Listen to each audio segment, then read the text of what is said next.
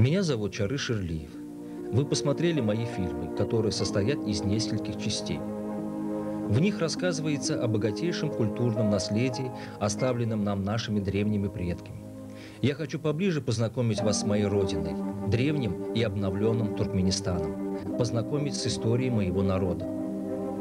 Первое знакомство начнем с места, уже ставшего священным для каждого туркмена – площадью Независимости. Это мое самое любимое место. Это место, где витают души наших предков. Тот народ, который не помнит прошлое, не чтит и не изучает его, не будет иметь будущего. Поэтому я хочу рассказать вам о тех людях, которые стояли у истоков туркменской нации, с выдающимися государственными деятелями, полководцами, философами и поэтами, туркменами по происхождению. Как бы мне хотелось поговорить с ними о том, что в те далекие времена их тревожило, что ими двигало в их такой славной и в то же время тяжелой судьбе, и какие у них были мечты. И если бы мне представилась возможность поговорить с ними, я бы спросил у них, что ожидает нас, человечество, в новом третьем тысячелетии? Будут ли опять потрясать весь мир кровопролитные войны? Будут ли слышны плач и слезы детей и матерей? Я знаю, что всем народам нужно надеяться на лучшее, что мы в нашем общем доме земля должны жить мирно и трудиться, приезжая друг к другу в гости. Когда Бог распределял землю народам, Он выделил туркменам огромную территорию с горами, морями, субтропиками, пустынями. На этой святой земле, сказал Всемогущий, вас ожидает впереди открытие удивительных, несметных богатств, недр туркменской земли. Но самое главное, у туркменского народа будет славная историческая судьба.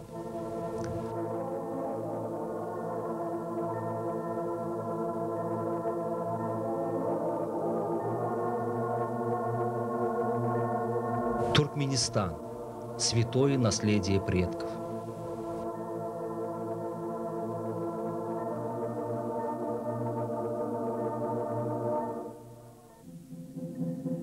В истории всего человечества оставили неизгладимые следы древней величественной цивилизации.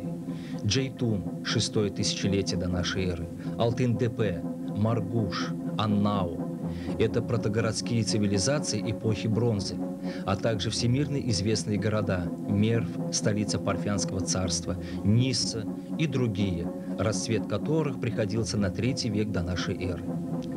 Величайшие творения туркменских зодчий – мавзолей султана Санджара, усыпальница Тюрабек-ханым, мавзолей Абул-Фазла и Абу Саида ибн Зейда, из подвижников пророка Мухаммеда Асхабов, многочисленные караван-сараи и руины многих бывших дворцов и городищ. Все они входят в сокровищницу мировой культуры и являются безмолвными свидетелями жизни сотен поколений туркмен, напоминающие людям о древнейших корнях туркменского народа. Территория нынешнего Туркменистана является тем местом, где происходило зарождение одного из первых в мире государств, не уступающего по исторической значимости Индии и Египту. Исторические источники указывают на то, что на территории нашей страны уже в 3-м тысячелетии до нашей эры образовалось большое тюркоязычное государство под названием Туран. Это было время, когда все племена туранцев, такие как саки, массагеты, дахи, сарматы и другие, были объединены великим полководцем древности Агусханом, который и является родоначальником всех туркмен.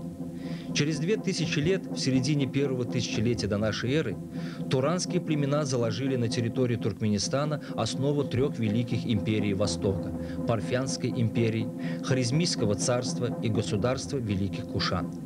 На всем протяжении своей истории агузы-туркмены создали десятки империй, больших и малых государств.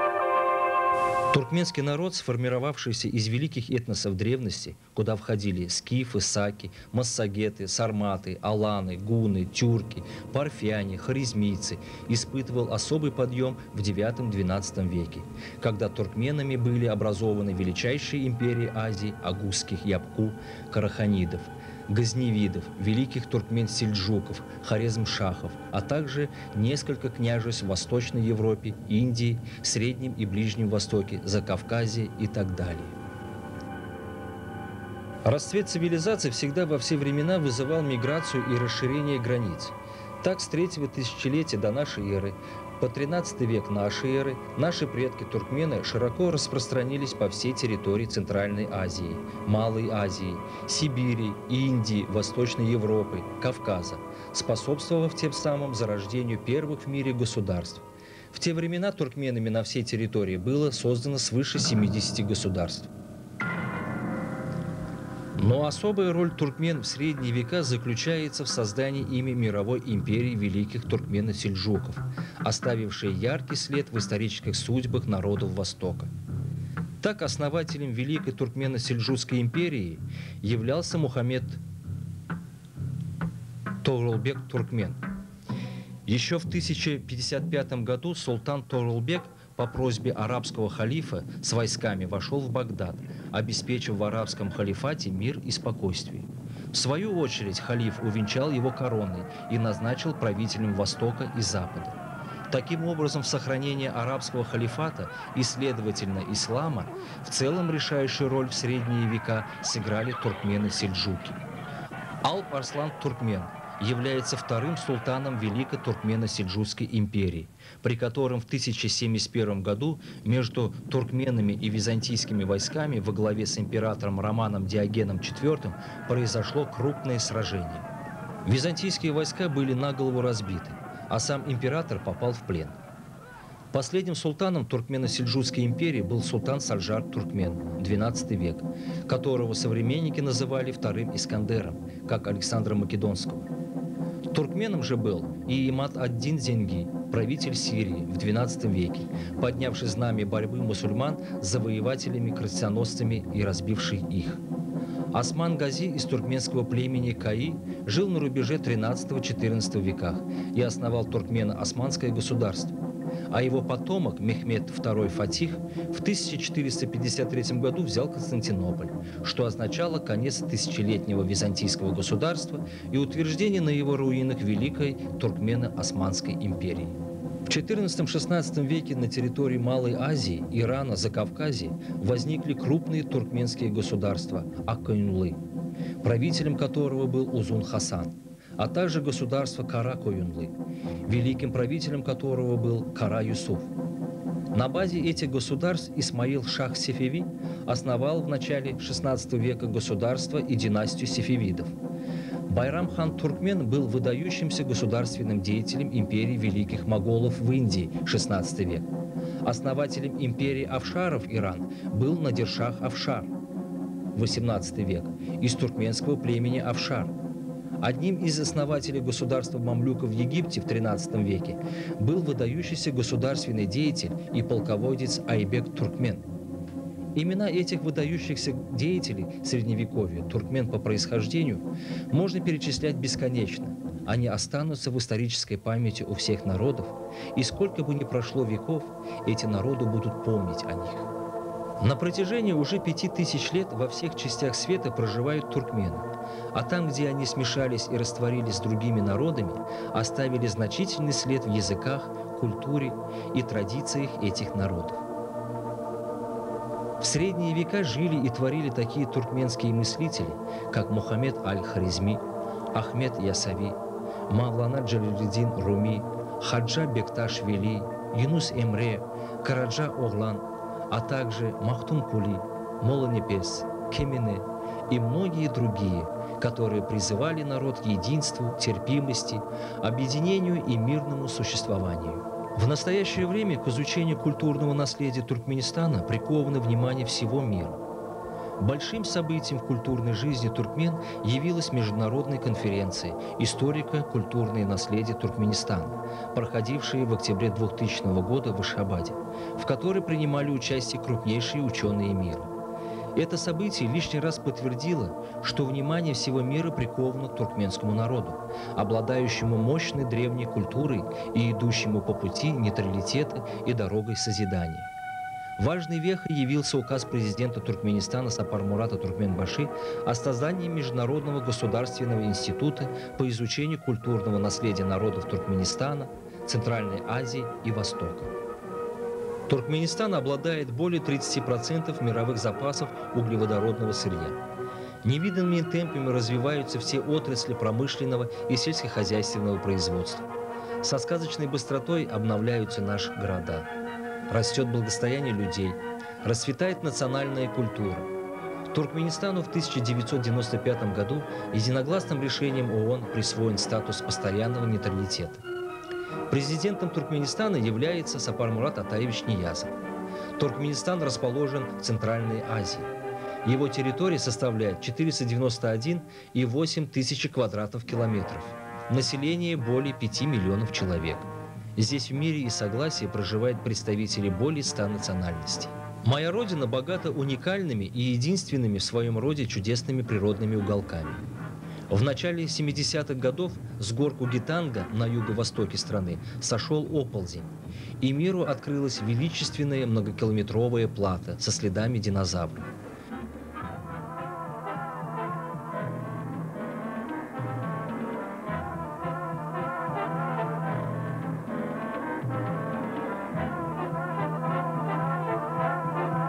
Это единственное место в мире, где 150 миллионов лет назад ходящие на задних лапах гиганты оставили на остывающей лаве более 2000 следов.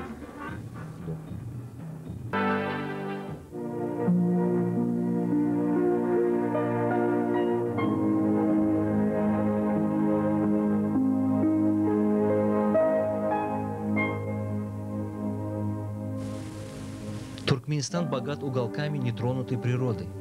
На этой территории расположились 8 заповедников – Репетехский, Хазарский, Хасардахский, Каплангырский, Амударьинский, Кугитанский, Бадхысский и Капидасский. Склоны гор, которых покрыты дикорастущими цветами и тюльпанами, не уступающие своим разнообразием и многоцветием цветам, выращенным в Голландии.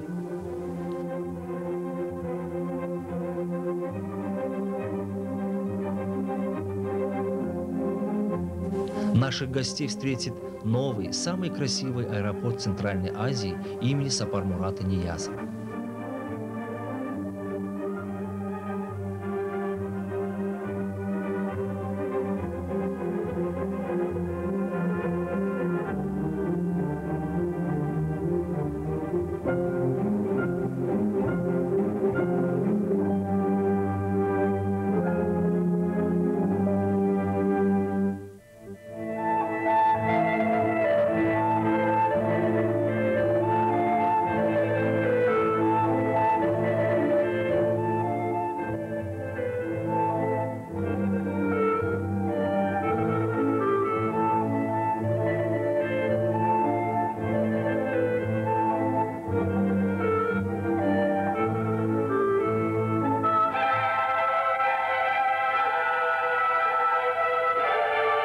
Люди, ведущие активный образ жизни, смогут совершить пеший проход по уникальной тропе здоровья Сердара, общая протяженность которой составляет около 40 километров.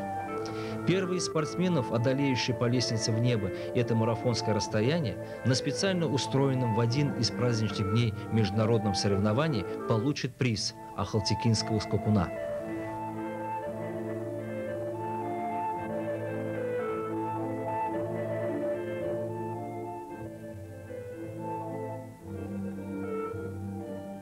На западе Туркменистан омывают воды теплого Каспийского моря, того самого моря, где производят 90% черной икры от общего объема добываемого в мире. Гости могут принять участие в ловле рыбы на Каспии. Самые увлекательные путешествия – это прогулки на верблюдах по отрезку Великого Шелкового пути с ночевкой в пустыне Караку.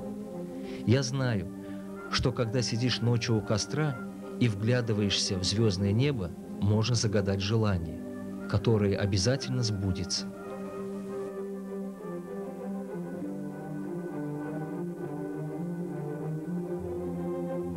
Щедрые дары туркменской земли, дыни, виноград, наши замечательные туркменские вина и коньяки, все они на международных дегустациях многократно удостаивались самых высоких наград.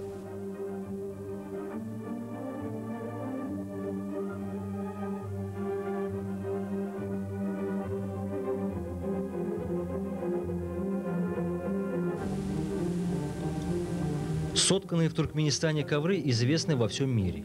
Их загадочные гёли – это душевные песни наших женщин. А ахалтекинские кони – это гордость туркменского народа. На этих конях гости могут совершить прогулки по горным тропам.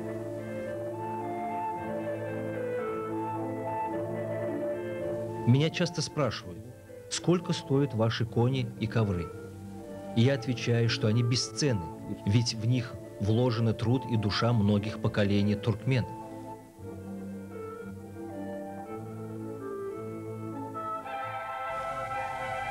Поэтому ковры с загадочными орнаментами-гёлями – это сердца наших предков, ткавшие их. А ахалтекинские кони с их неудержимым порывом – это сердцебиение гёли. И пока бьется сердце хоть одного ахалтекинского скакуна и ткется хоть один ковер, будет жить туркменский народ. Все праздники туркмен не обходятся без известного еще в древности национального музыкального инструмента дутар. Во все времена туркмены, покидая родные края, брали с собой частицу своей родины дутар, который и в радости, и в печали был рядом с человеком. Многие военные столкновения были остановлены музыкой дутара, воздействуя на горячие головы враждующих сторон. Поэтому дутар стал одним из национальных символов Туркменистана. Также обязательным атрибутом туркменского праздника являются женские украшения, известные в Туркменистане еще в VI веке до нашей эры. Когда Томирис-царица Массагетов, одних из предков туркмен, вместе с другими женщинами, а также воинами-мужчинами, облачившись в военные доспехи, встала на защиту своей родины против полчищ царя Кира. Поэтому с тех пор женщины Туркменистана не закрывают своего лица чадрой и стали пользоваться большим уважением у мужчин.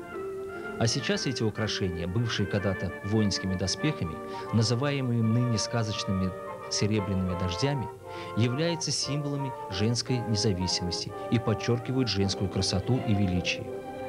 Любая наша гостья должна знать, что, приобретая туркменские ювелирные украшения и примеряя их на себя, навсегда овладеет сердцем мужчины.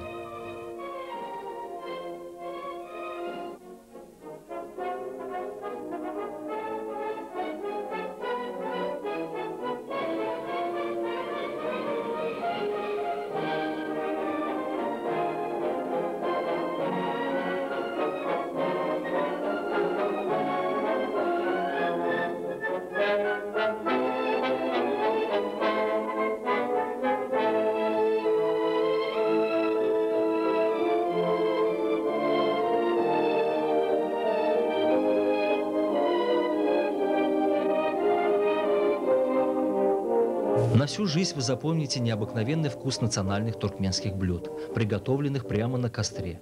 Шурпу, плов, шашлык, тамдыр-лама, ичлекли, догрыма и горячие чуреки.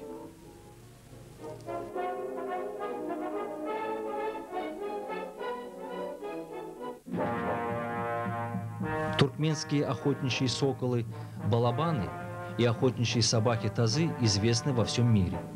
Соколиная охота – древняя традиция туркмен. Национальный клуб сокольников Туркменистана стал членом Международной ассоциации сокольников. Наш клуб на международных соревнованиях неоднократно брал пальму первенства. Надолго запомнится вам соколиная охота в сопровождении туркменской охотничьей борзой тазы. Туркменистан славится разведением каракулевых овец, из меха которых шьют знаменитые каракулевые шубы.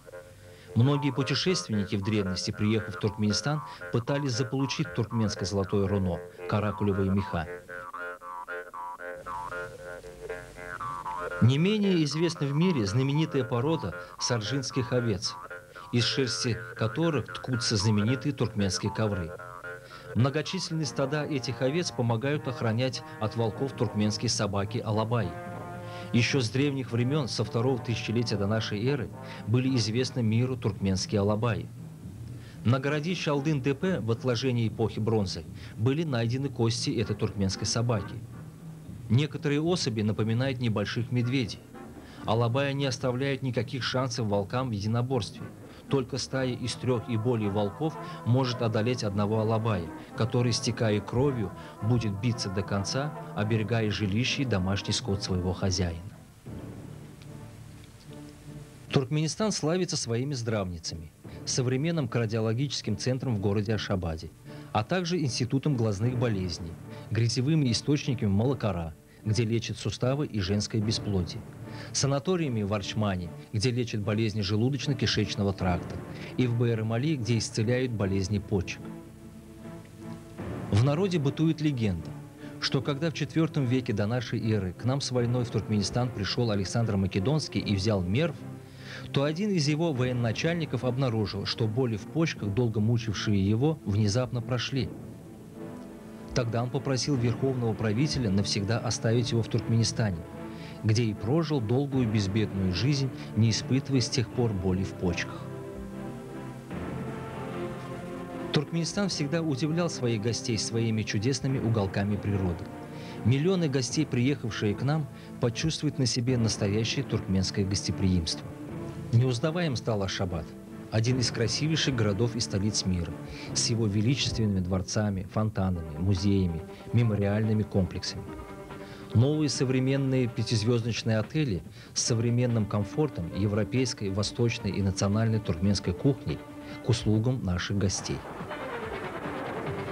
Вечерняя прогулка по улицам и аллеям сказочного Ашхабада, сопровождающиеся разноцветными огнями фонарей и фонтанов, останутся у вас в памяти на всю жизнь.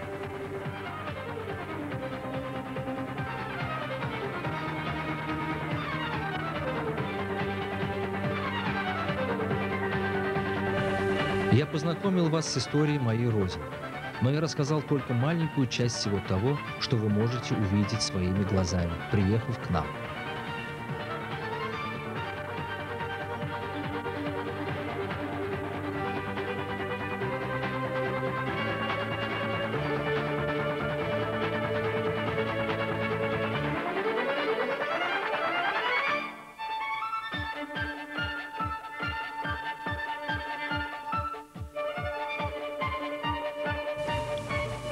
У туркменского народа есть прекрасная пословица «Гость выше отца». Этим все сказано. Еще великий туркменский поэт Махтум Кули в XVIII веке писал: «Здесь братство, обычаи и дружба – закон». Благодушное отношение к гостям в крови у туркменского народа – это наш образ жизни. Мы создадим вам все условия для отдыха, путешествий, знакомства с моим миролюбивым, гостеприимным, одним из самых древних народов мира туркменами. Я знаю, что после всего увиденного в вашем сердце загорится огонек с надеждой на то, чтобы приехать в Туркменистан, и этот огонек не даст покоя вашему сердцу до тех пор, пока вы не приедете к нам.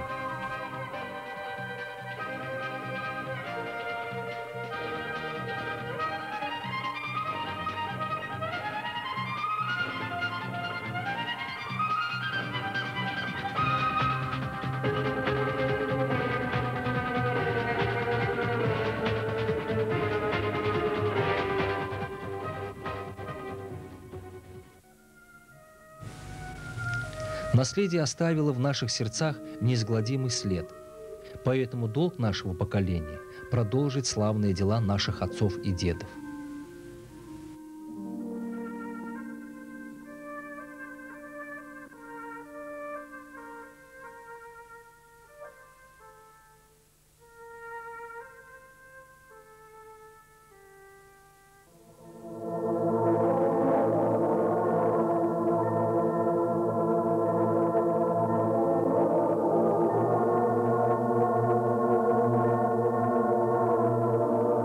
Родину и мать не выбирают. Мы благодарны всемогущему Богу за то, что Он подарил нам такую Родину. Благодарны нашим матерям, что они родили нас на этой святой земле. С достоинством мы будем жить в новом третьем тысячелетии, не роняя чести и авторитет нашей Родины Туркменистан.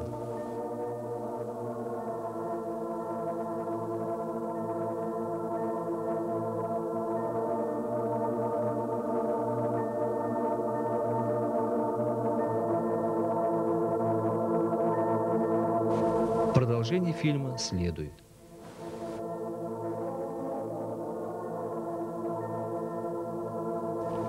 Автор сценария Чары Ширлиев. Режиссеры Мурат Арасов, Чары Ширлиев. Консультант профессор Авес Гундагдыев. Редактор Юрий Флутков.